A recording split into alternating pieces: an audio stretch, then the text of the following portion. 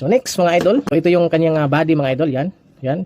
Kung halimbawa sa loob naman ang problema kahit sarado mo, may tumatagas pa rin or habang ginagamit mo may tumatagas din dito ano. So yun at papakita ko sa inyo kung paano ito tatanggalin ano para may idea kayo paano din ayusin. So makita niyo mga idol dito sa pinaka handle niya may parang nakatakip ano. So ito susundutin natin. Kung ano may pansundot kayo.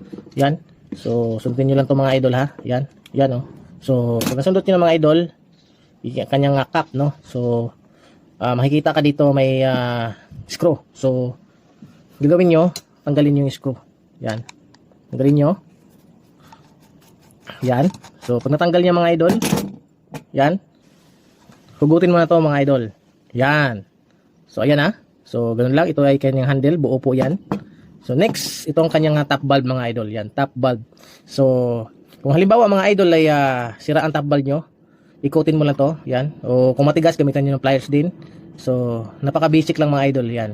So itong kanyang top valve no. So halos sa kalamitan naman lahat ng faucet na pang indoor mga idol ay ganito ang top valve. So itong ganitong top valve mga idol, makakabili ka po sa mga hardware ng SM, sa mga Wilcon, meron dito, yung standard size no. So pag bumili ka ng ganito mga idol, ganito ang itsura niyan mga idol yan. So kung halimbawa may ganito ka na idol, di mabilis mo nang ayusin ano kasi isasalpak mo na lang ulit di ba? Isasalpak mo na lang oh. Standard po 'yan. So yun na, ayos na 'yun mga idol. Di ba? So yan. So ang halaga nito mga idol nasa 100 plus or less no. So itong top valve no. So marami kang makikita sa mga hardware nito mga idol ha. Sa labas parang wala akong nakikita sa mga SM Welcon meron, DIY meron. So yan mga idol. So ito yung kanyang body mga idol. So as is wala na po yan no. Wala nang rubber, lahat-lahat. Kung mga buong tanso na po yan no. So